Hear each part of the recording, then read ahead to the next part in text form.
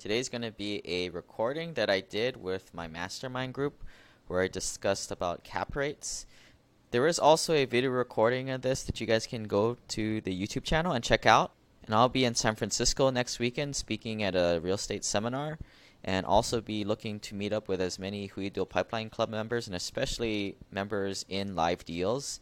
Go to simplepassivecashflow.com/events and let me know that you're coming so I can give you the details once I figure out what's going on.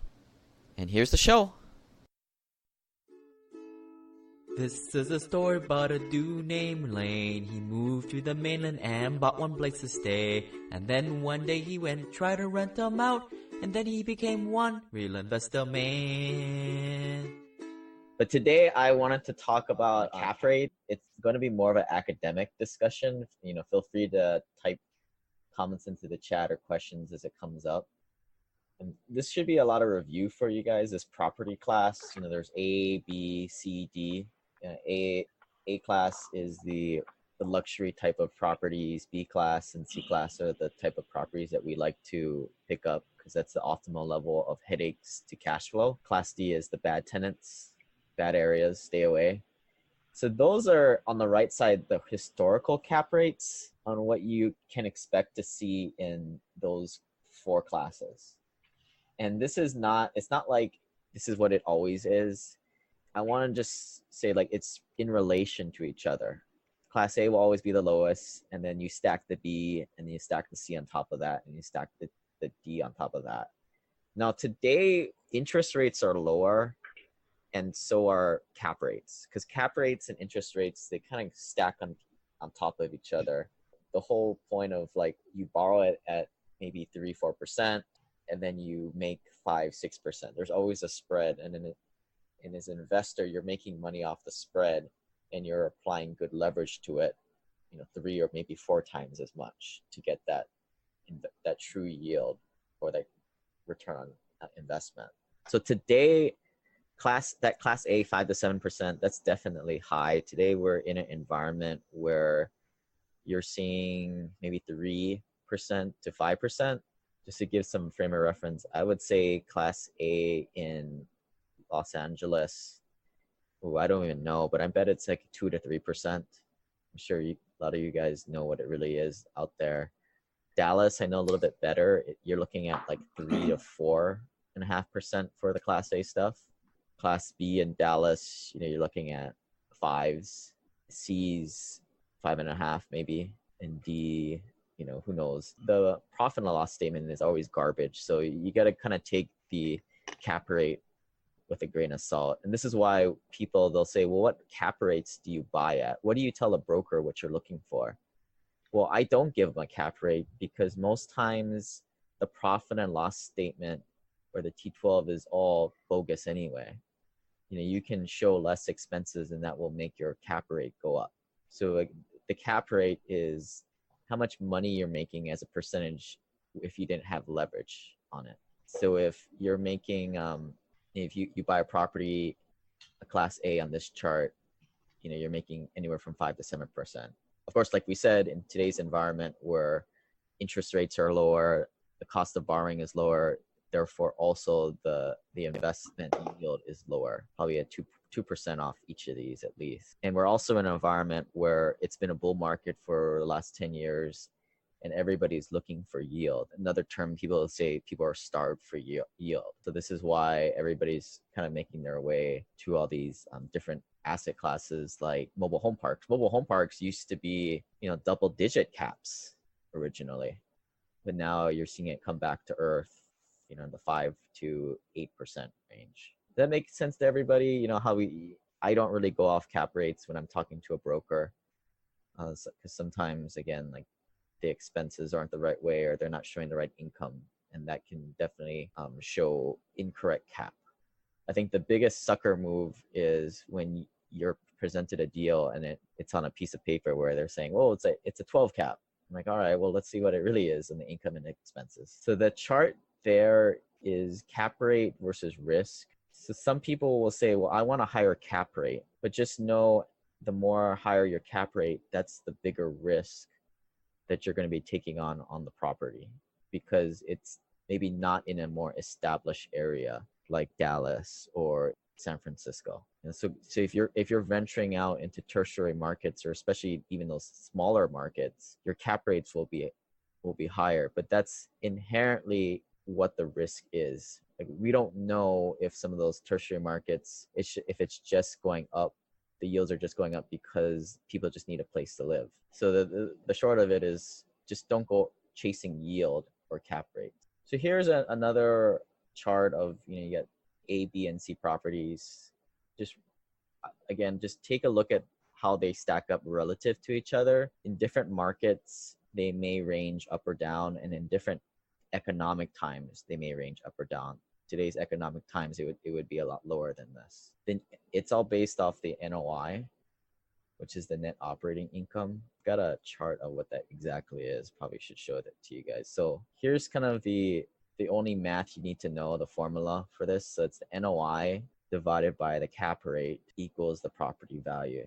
And this is why I personally like commercial real estate, because it's based on math. It's not based on like, well, what did that other house sell for? What did that other house sell for? It's not based on comps. That's why, like, when I look at a pitch deck, there's always that page in there. What are the other sale properties sold for?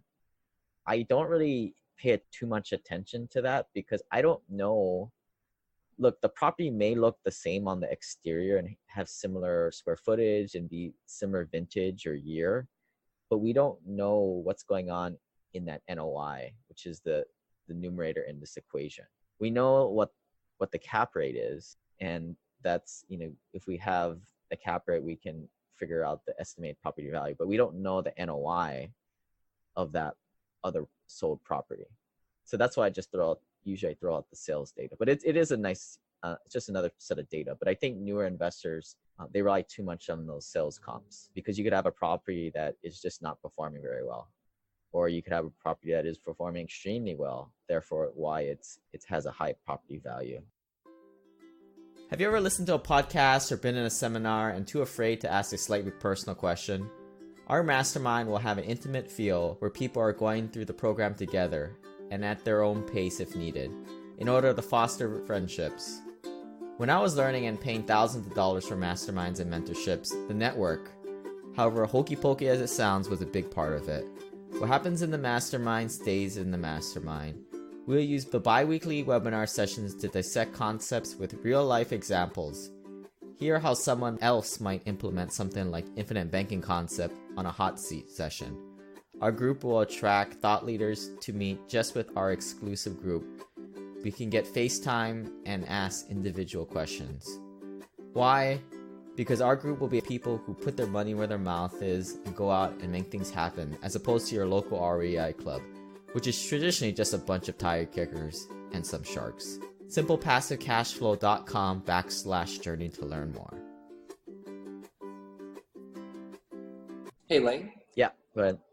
And hey, will the seller ever give you the tax return related to that property for the LLC? Because then you'll at least know what they told the IRS, what the NOI was. Yeah, so sometimes you can't go off of that, right? Like, I mean, a lot of us are business owners. Sometimes we will show more expenses than what was really done, which is great for not paying taxes, but it'll shoot you in the foot if you're looking to sell the property.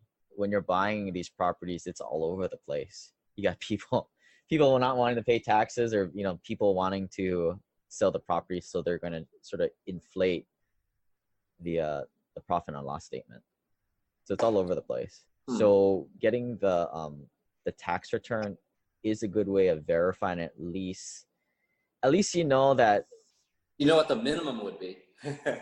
Well, I mean, if they're going to lie, they're probably going to lie to the IRS too, but at least it's a data point.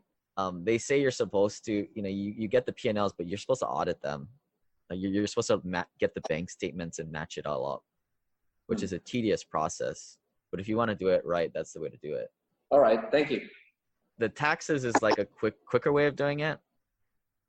Because a lot of times you're just trying to do the quick way, right? Because you want to put in a offer, and then once you get the offer accepted, then you're auditing all the financials after rent rolls, and then you're getting the rent rolls, but you got to fact check it with the bank statement. Question here: when you're evaluating a deal, are you verifying the trailing 12?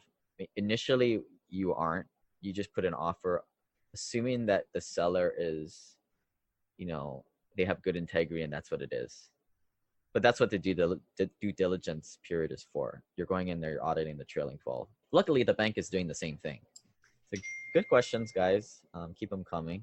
So this should be all review to you guys. So there's the different classes of properties or of neighborhoods, and here's kind of how it stacks up, where the houses are on the top.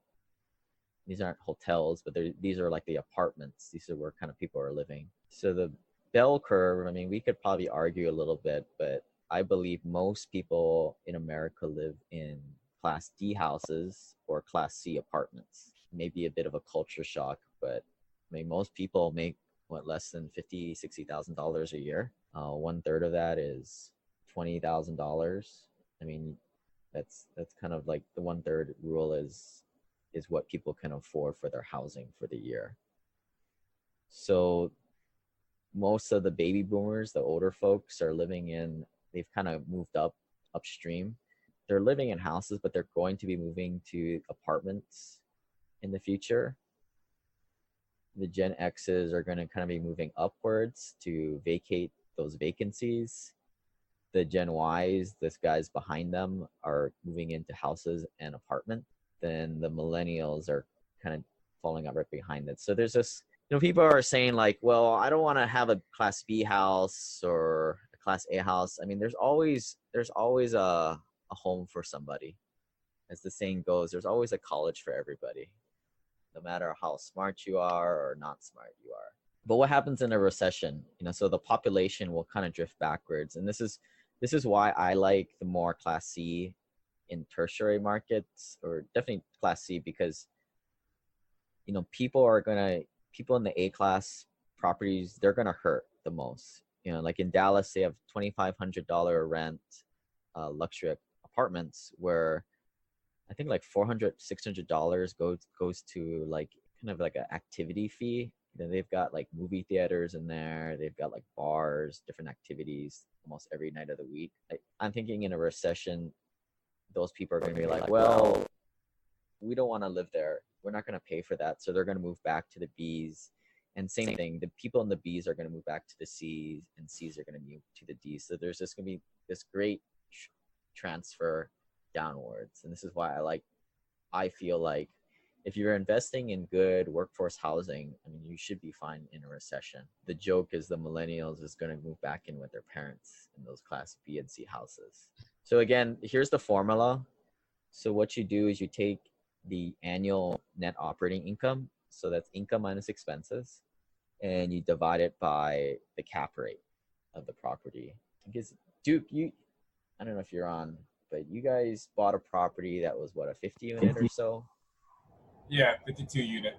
52 units. So let me get my calculator out. So 52 units, and you guys, let's just say you guys are making like $200 a month per unit, right? So that's like 10 grand times 12. You guys should be making $125,000 and is your NOI. That's your income minus expenses. I'm just using a quick and dirty $200 per unit. So that's your NOI, $125,000. I'm going to divide that by, I know you guys are in like a tertiary market, right? So I'm going to call it maybe like a 6 cap. So I'm going to divide it by 0.06. And this should get us pretty close to the purchase price, which was it like around 1 point or 2.1 or something like that? 1.43. Okay. You guys must be a higher cap rate. Yeah, it's like closer to 8 cap. Okay. But that's just an example of how we come up with the estimated property values. So like when you do forced appreciation on properties, like something like, let's just say the properties are undervalued by $45 and there's 100 units in the property. So you're going to create $4,500 a month of extra revenue. And so that's $54,000 a year. Assuming it's an 8 cap, which is pretty similar to Duke's property, you've bump the property value up $675,000 in value, just by bumping the rents up to market rents of a $45 across the board increase. Another example is utility bill back to tenants. Sometimes it's not that you're creating more revenue, but it's, and a dollar saved is the same as a dollar earned. So in this case, you're saving money. So 100 units times, $40 per unit saved a month, you're bumping the value up $600,000. Other than, decreasing expenses, you can also have other income. And this is what I see with the more higher class properties. With the class B, and definitely class C properties, the play is just very traditional bumping rents. There isn't much value you can create with other amenities, but with these B+, A- apartment deals in Dallas, I see these guys increasing the value with other income, which is, here's one, reserve parking. They'll charge $100 a space, and let's just say they only have 20 spaces because it's Texas and people don't pay for parking, but some people will. So in this case, you'll create $2,000 a month of revenue, and that's what, $24,000 a year divided by the cap rate. You just bumped up the value of your entire property by $300,000. And this is the magic of commercial real estate right here. So moving on, I've talked about this a bunch of times in the group. This is the reversion cap rate. I'm bringing this up again. I'm gonna kind of teach this again because I think when you think about this whole calculation, it kind of solidifies this whole idea. But the whole idea is, as a rule of thumb, when you're trying to underwrite these deals and trying to project out 5 years into the future, you're trying to use a reversion cap rate, which is the same thing as an exit cap rate. The exit cap rate, reversion cap rate is just a guess on what the cap rate will be in the future. Since you want to be conservative, you want to assume that you're going to sell in a softer market. So what's my example here? So if my example here is, so say you buy a property that's a 5% cap market right now. You want to be using a 6% cap in your assumptions in the future. And, going back to some of the examples that we did before, all those value add and expense reduction activities, you use those reversion caps on that. And you also impacts the sale of the property in the future. So if you're trying to thinking about how these numbers all work and you're not quite a spreadsheet person, you think about it in terms of like, you have all these, you're going to change the profit and loss statement, you're going to increase the income, you're going to decrease the expenses. So that what the underwriting tool is doing is it's going to factor all that in. It's going to figure out at the end of the business plan, what is this property valued at? One of the biggest inputs is the reversion cap rate, and you're going to input that reversion cap rate in, and it's going to spit out a number on what this thing is going to sell in the future. So you might buy a property for 10 million, and it might, when you put it into underwriting tool, it might come out as 12. And from that $12 million, that's how you're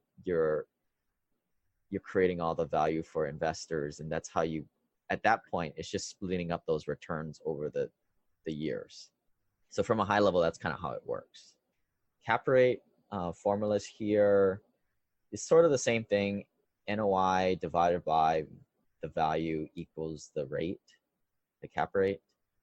This is just algebra here. We just moved around the formulas from this main foundational formula here. I think the hardest part in this whole exercise going in is figuring out what is the cap rate. I think we've kind of talked about that a few times. I can kind of give you guys a good guess, plus or minus 0.5% on what I think it is for a certain market for a class of properties. Again, different class of properties in different markets determines that prevailing cap rate. So here are just some other examples. Go ahead. I was just going to ask, as far as the reversion cap rate, and I've heard you refer to it as like a wild ass guess before and stuff. Is there any way that to make it more scientific? Like, is there any historical data out there that showed that, oh, the prevailing cap rate in a certain market in 2007 when the economy was good was X, and then 3 years later when we were in the dumps, it was, you know, it was Y, and you could sort of take the difference and estimate that, like, in 5 years, if we do go into a recession, we have an idea of how much the cap rate can fluctuate.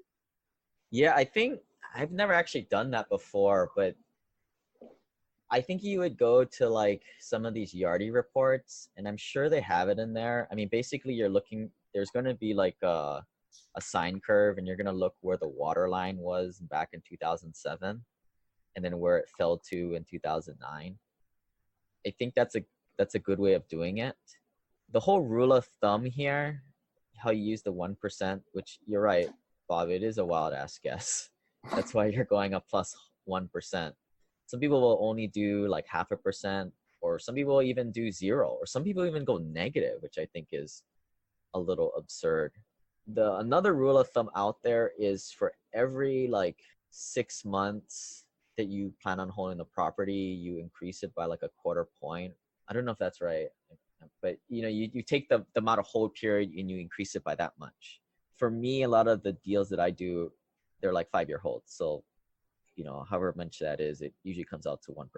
There comes a point in time where I think, well, let's just be super conservative, right? Let's go 1.5%. And I think that's just getting a little bit ridiculous at that point.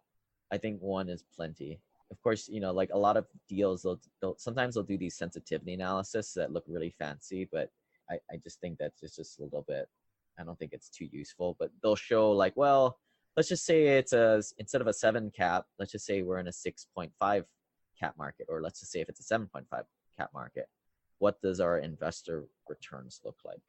And your question also made me think about late into the evenings at the bar, you know, multifamily operators will get into these stupid arguments about how like, well, Dallas was traditionally a 6 cap market before in the class B, A.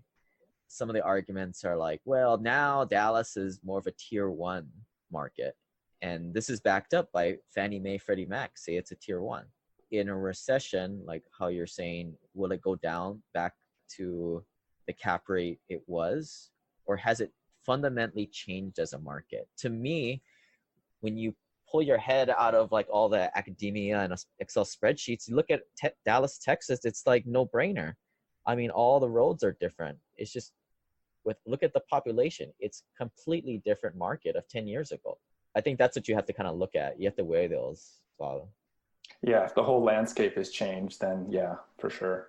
Right. I mean, like, you know, it's like the Uber driver says, he's driving you around Dallas and he says, well, yeah, that property was like $400,000 10 years ago. Well, it's a different market, you know, Uber driver. Like it's fundamentally changed. Will it revert back? I don't know. Probably not. But you know, that's why we're investors, right? And I think if you're investing for cash flow too at the same time, I think you should be all right. But it's just good to know these things as a passive investor, and that's my whole goal for you guys, is to be aware of just all the sucker punches that can be done. I mean, it's not going to be 1% all the time. I mean, heck, even myself, deals don't even work if you do 1%. I mean, on that last Huntsville, we did it to like a 0.75 because it was a B class and it was Huntsville. So sue me. I mean, other people are doing like a 0 delta on their version cap, or just going up to 0.5%. Justin's question here, can you go over a situation where it would be understandable to use less than a 1% reversion cap? Like you were very bullish in the market. How would the delta on the reversion cap rate be on property classes? So I got a couple of examples. One example was like that Huntsville property that I just mentioned. We use a plus 1% on the Gulfport deal just prior, but you know, Gulfport, you know, it's Mississippi, right? Like it's not an exploding market for sure. It's also not going to go crashing and diving down because of you know, all the port economy. what we're trying to do is we're trying to calibrate, we're trying to level it in terms of what we've done in the past. And because it was more of a B class property, we went with a plus 0.75. Now, the other example where you would use a less than 1% is if you're fundamentally changing the property, you're doing huge value add. And what I mean by huge value add, maybe $10,000, $20,000 per unit. I think at that point you might have a case to be using like a 0.5%, because what you're doing here, and it's a good thing I have these charts here. What you're doing here is you're taking a B class property, and well, actually that's not a good chart, but you're taking like a B class property here, and you're sort of changing it to an A minus. So you're kind of pushing it into a different class, if that makes sense. So it's kind of trading at a different equity multiplier. So a similar example would be in a different world of investing is you have like these website traders. They'll buy websites at like $500,000 that have one or two sources of income, would be Amazon fulfillment and eBay. But then when you get to a level where the websites are starting to trade for $2 million, you've got multiple streams of income. You got the Amazon fulfillment, the eBay, which is the same as the $500,000 company, but it also has a brick and mortar front. It also has a way to go international. It's just got a little bit more bells and whistles. So for that company, even though it has the same NOI, or same proportionate NOI to how big the company is, it trades at a different multiplier. So that's what I'm kind of talking about here. Does that make sense, Justin? Or anybody else? Yeah, that makes sense. Just is there ever like, I guess this is maybe a little bit off topic from cap rate, but say you bought like a Class C, is there a limit to how much capital you would pump in to bump it up? Like, you wouldn't obviously try to make it into a Class A, but how do you figure out exactly how much value you can add before you kind of outprice your market? Right. I mean, that's where it comes down to. You have to do your rent survey and you have to do your market survey and figure out that can the market absorb this property. Okay, gotcha. Right. Like, I mean, that's why you have to look for other rental comps out there to prove the pro forma. So there are guys out there that they'll buy a Class C property and they'll do like just massive $10,000, $20,000, $30,000 per unit.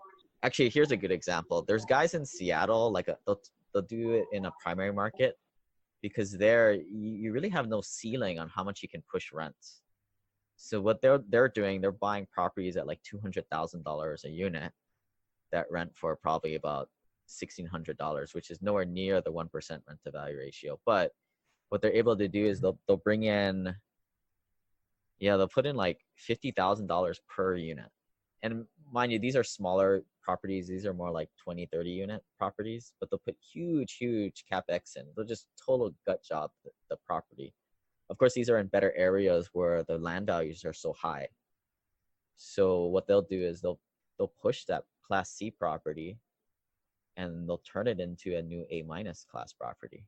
They might push the rents from like $1,600 to $3,000. And that's just, some operators they do that. For me personally, I think that's sort of like development, and it makes me a little queasy. But if you're the type of investor that has that risk appetite, it's very profitable. I actually wouldn't mind doing one deal like that, where there's a guy I know, you see him, everybody's drinking beers, but this guy drinks like straight whiskey, and everybody knows him as like the guy who takes on these just massive rehab jobs like that. And he's doing it all with bridge loan debt, which that's why I get queasy for that stuff. So there's another formula out there. I don't use this. I don't really quite understand it, but if you guys wanted to, watch this thing again, it's called calculating value based on BOI. And BOI stands for band of investment. and it's a method to determine the cap rate. I don't really quite understand this. I mean, if I'm gonna figure out what the cap rate is, I'm gonna go ask some of my peers what they're using on their underwriting or their last property sold for. But I think at the very baseline level, you need to understand about this formula right here and to know that the NOI, which is just income minus expenses, can be manipulated a lot. That's I'll do a little article on this later. But any other questions about this topics or anything kind of similar before we open it up for other stuff you guys are working on? Yeah, I have one question. Yeah, good. At what size unit do you think this calculation starts to matter? Like it's like cap rate, like actually going through the whole cap rate like exercise. Like I think the point when you start to go from residential world to commercial world, where you transfer from properties are valued on comps. So even like a 5 unit, like I mean that technically should be based on NOI and cap rates, but I don't know, right? The market might be ran by a bunch of residential brokers, and therefore it's going to be sold based on comparable sales. So anywhere from like 3 to 8 units, I think that's the limbo land right there. But this happens a lot, right? Like if you're trying to buy a quadplex and you're trying to argue what the price is, you can go with the comparable sales, square footage, price per square foot, and what other single families have been sold for, or you argue based on cap rate. I mean, how much income does that property even make, and how much does it actually keep, which is the NOI, and you can use it as a basis for negotiation for acquiring that property. But most times you're purchasing from a unsophisticated mom and pop investor. They won't get you they won't understand any of this anyway. They're just going to want the price that they have in their head, whether it's right or wrong. But this is a basis for coming up with your evaluation. Lane. Yeah, go ahead. So, yeah, in your experience, when you're doing your due diligence and you're verifying or validating the expenses that you're getting. Looks like Dana cut out. I didn't do that. Oh, sorry. That's my bad internet connection, I guess. Okay, go ahead. My bad. Okay. Okay. Well, I guess I was maybe it's just looking at it a different way, just saying, so really what you're doing is you're taking the trailing 12 and you're verifying or validating what they have told you and presented in due diligence as to what the expenses are. I mean, that's really the only variable here that you're trying to come down to. What's the true NOI when you're going into a deal, right? Right. And it's income too, because you don't know. Yeah. They can show you a rent roll, but you don't know if that $600 from those 4 units even dropped into the bank. Okay. Yep. Okay. But your real energy is going into those things, into the income and the expenses, and then the cap rate's just interesting at the end of it, right? Right. But on the get-go, I think you're looking at, before you even get access to that information and you're just making offers, you just have to kind of go with the information presented. Yeah, you cut out on me. Yeah, you just have to kind of go with the information. Yeah, that's right. I don't know if the internet is still bad. Right. Okay. Sorry, I think we're cutting in and out. But so yeah, what you're saying is when you're making an offer, a letter of intent, you're saying, I'll assume that the numbers you gave me are correct, and then I'll find out in due diligence whether or not I believe them or not. Right. And that's part of the job of the broker, right? Like broker doesn't want to waste their time either. So they're trying to work with that seller to get it right. So, it's just more professionals working with professionals.